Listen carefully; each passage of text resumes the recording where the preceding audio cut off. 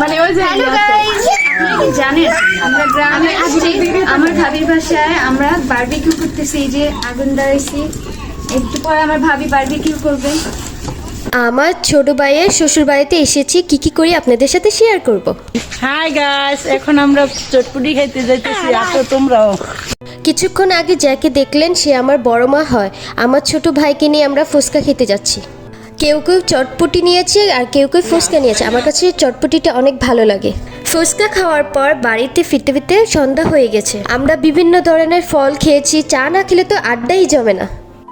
সুন্দর সুন্দর নাতিনরা আসছে, আমরা নাতিনদের নিয়ে পার্টি দিতেছি। আমরা সবাই আগুন পোয়াচ্ছিলাম, ওদিক দিয়ে আমার ভাবি বারবিকিউর জন্য মাংস রেডি করতেছে।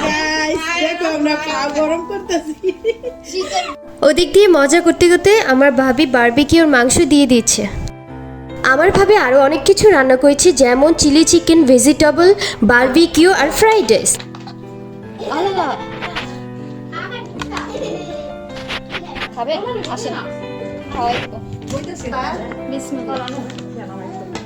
আলহামদুলিল্লাহ, অনেক অনেক মজা ছিল।